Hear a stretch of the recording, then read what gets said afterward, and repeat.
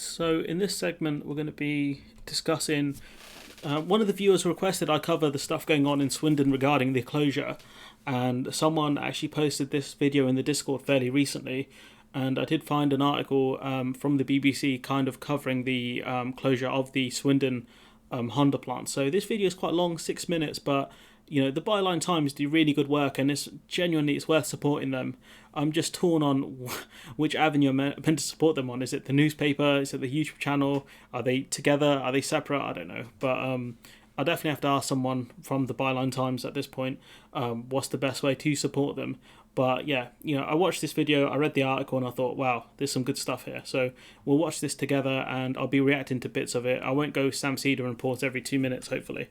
But we'll go point by point and see what the people say. You could turn back the clock.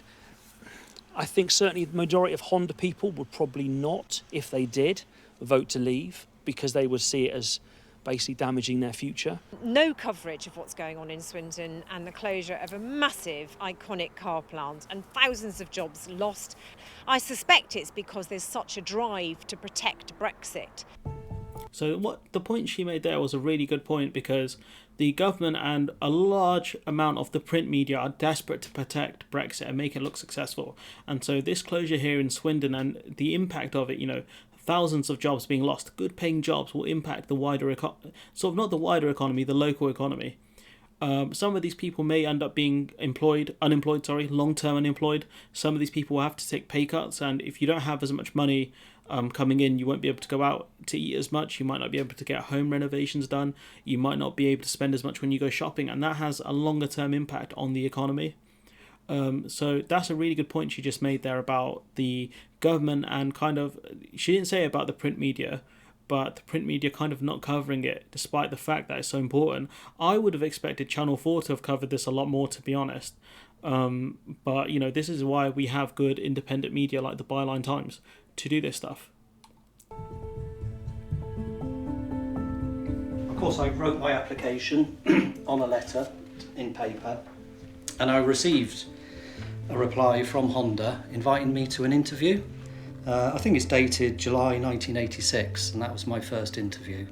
It was just a sense of elation. It meant to me that this is my future and security for my family. So February 19th, we get a message through Sky News. So yeah, that's the message there. So Sky sources say Japanese car manufacturer Honda is preparing to close its Swindon plant with a loss of 3,500 jobs. That's a lot of people in a local economy losing jobs there. The managers reads it out and says, "Oh, looks like the announcement's made that Honda's closing." We just laughed it off, to be honest, and thought nothing of it. But the question is, why did you just laugh it off? Like, why did you not realise this could happen?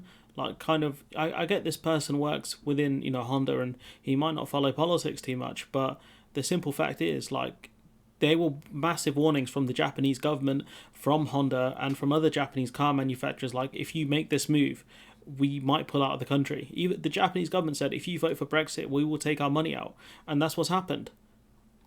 It wasn't until later in the day, when we were at the meeting at the supplier, an official announcement came through. We were told in front of our managers that the plant would be closing in 2021. And you go through those emotions with anything in life, which is, if you've been a part of that for 30 odd years, how you try to take that in. So what do I do now? What about my family? What about my future? What about all those people that work in the plant? 3,500 people work in that plant, and the local community, and there's 10,000 across the whole of Swindon and the outlying areas that rely on Honda as a source of employment.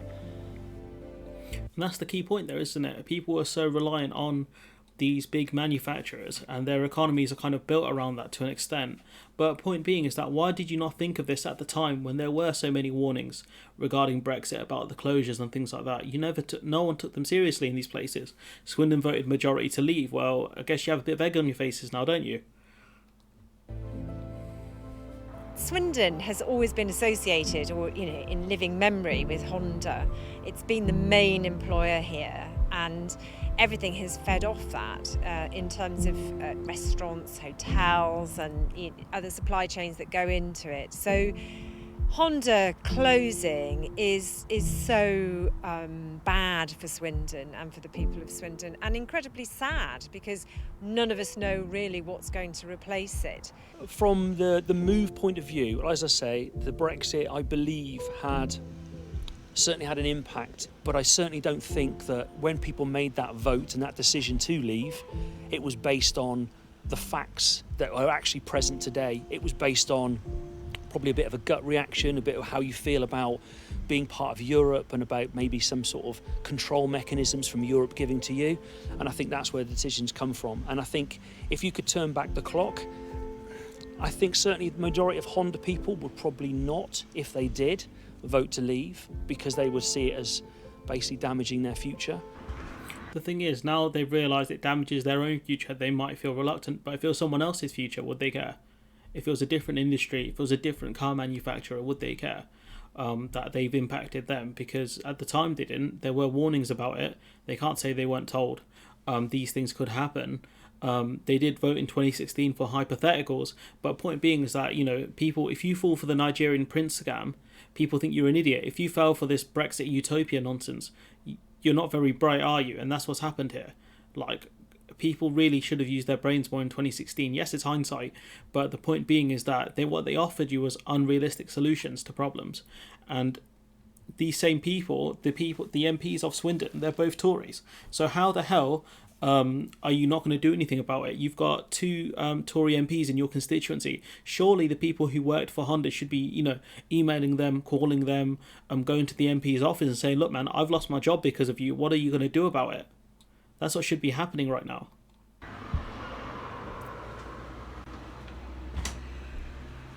So when I started to work there in 2016, I was only on a rolling 1-year contract. So every year they were renewing my contract, and on the end of the third year, just 3 months before my contract expired, they've announced they are going to close the factory and the business in UK, and that's it.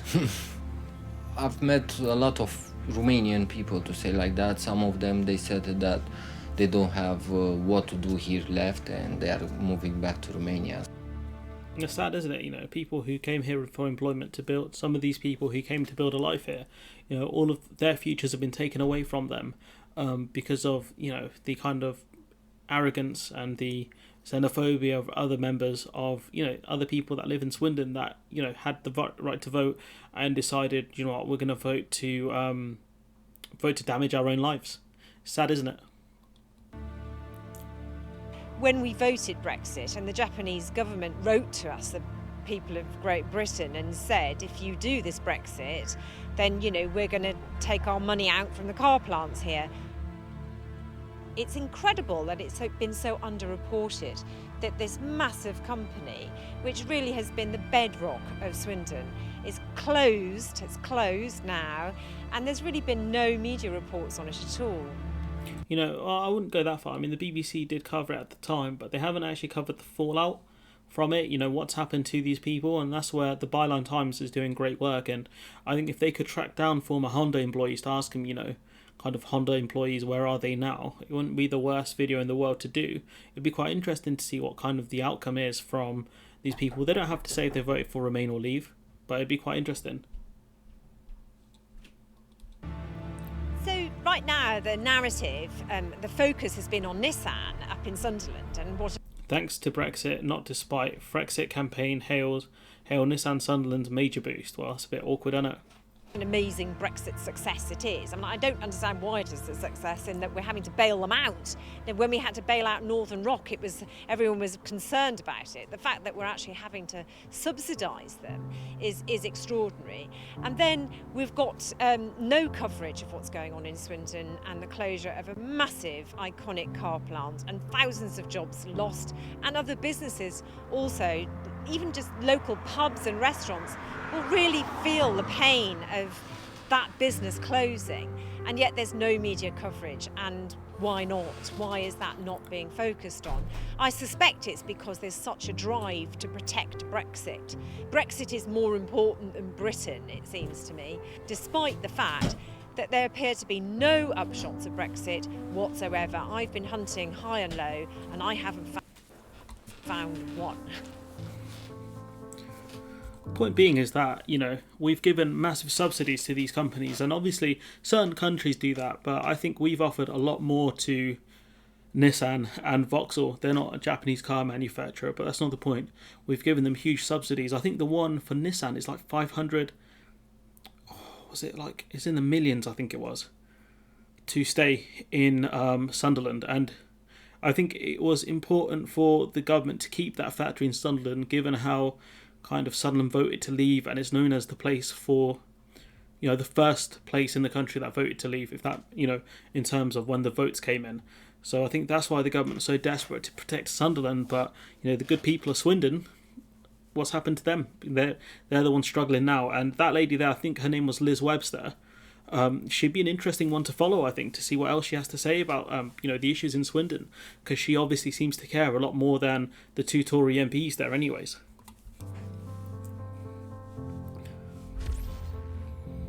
So that's it for this video, but when you go to the article from the BBC at the time, the 28th of July, you can see, the loss of Honda in Swindon is not just bad news for the 3,000 people who work there, but, according to the video, it's about 3,500. But if we go with £3,000, it's a lot of people for a local economy. That could easily swing a constituency vote very easily.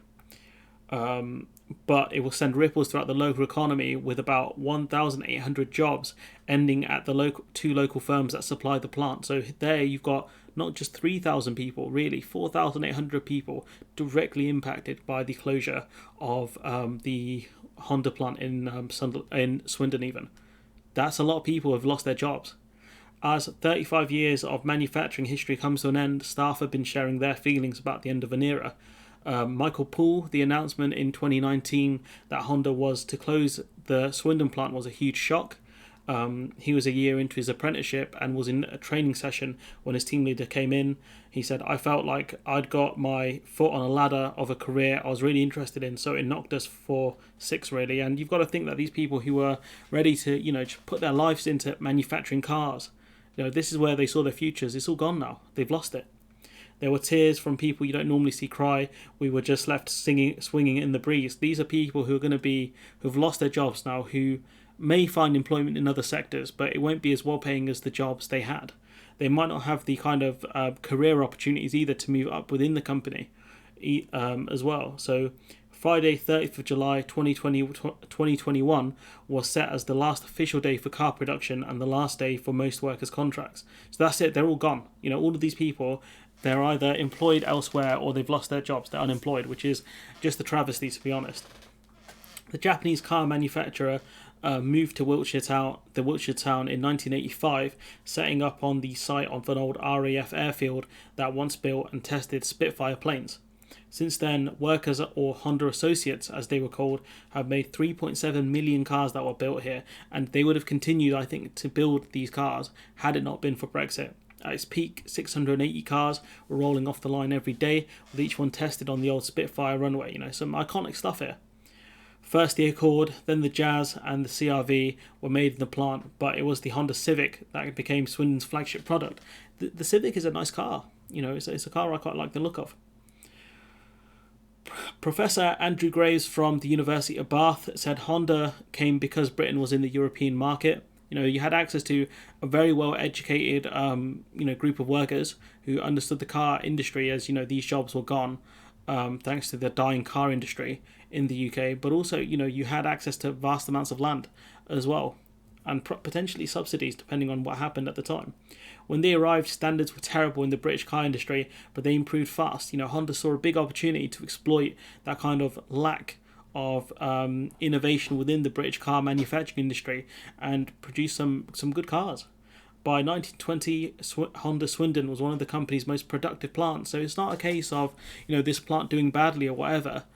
This is a direct result of Brexit. This plant was doing good work, but eventually the people at Honda realised that we can't export as freely to the EU. This isn't worth it. We need to get out of it.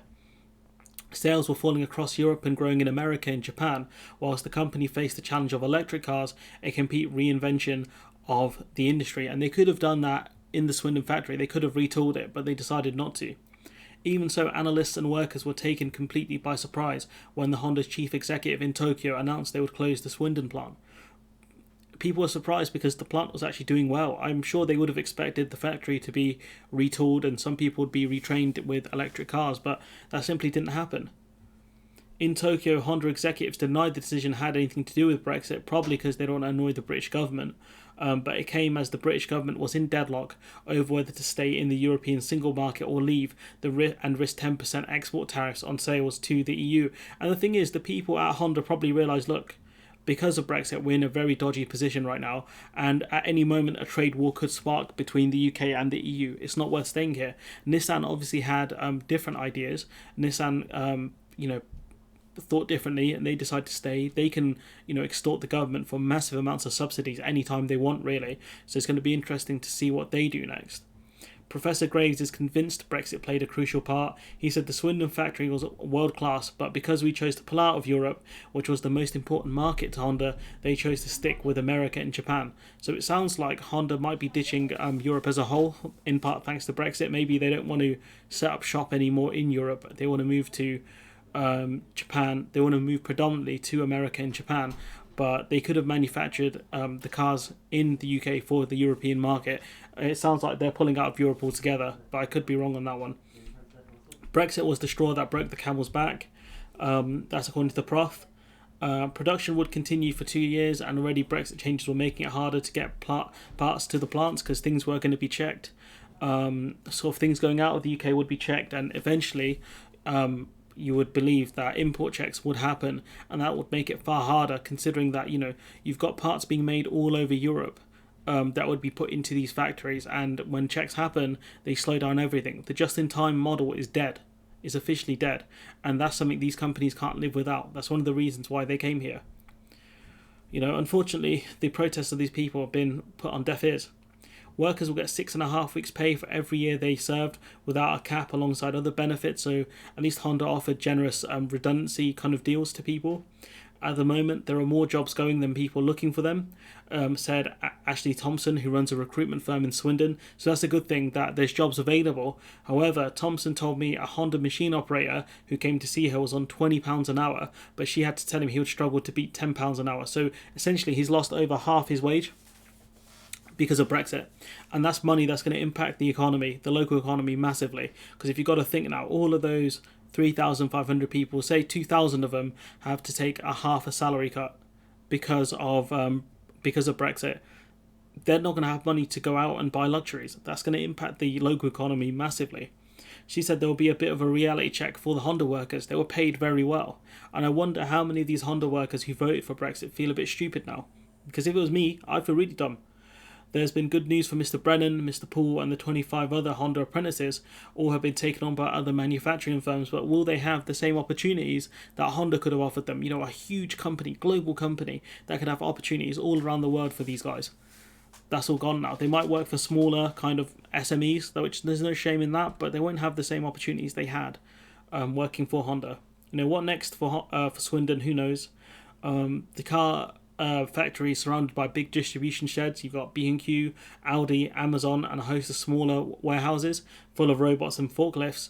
But are these jobs as good as making cars? Definitely not, considering we've just established that these people will be lucky to make £10 an hour, considering they were making £20 an hour before. That's half their wage gone. Redundancy payments will ease the transition for thousands of staff, for 6, potentially, maybe for a few months. That will help, but eventually, towards the end of the year especially, some of these people are going to have to look to other jobs, which, they're available, but they're way less in terms of funds. Who knows what's next, but I know the people of Swindon will be ready for that challenge. This was, who was that? Well, I think it's Mr. Morby. I think it's like a mayor or something like that. But the thing is, Swindon have lost a lot, to their local economy. You're talking not just 3,000 jobs or 3,500 jobs being impacted. You've got 4,800 jobs potentially lost, good paying jobs, which are going to be replaced by jobs where you'll get half the money in if you're lucky. And that's a tragedy, isn't it? In my opinion, an actual tragedy. And if we actually look at their MPs, you got this guy Justin Tomlinson, the Conservative MP for North Swindon, and you've got Robbie Buckland, MP for South Swindon. And if I were these Honda workers, honestly, if you're a Honda worker, if you're a person in Swindon who worked for Honda, start messaging your local MP and say, look, I've lost my job, my well-paying job, because of your extreme Brexit, which you lied about. In 2016, you said this wouldn't happen. In 2019, you said this wouldn't happen. And now I've lost my job. I've lost half my salary because of you guys. And how are you guys going to help me out? That's what I'd say. And, if you are a Tory voter who worked for Honda or lives in Swindon, I'd be ashamed if I were you, to be honest, because you've just destroyed the lives of many of the people who live within the same area as you. I'd be so embarrassed if that was me. But anyways, look, I'm going to leave it there. Let me know what you think in the comments below. Like, comment, share, subscribe, and hopefully I'll see you in the next one.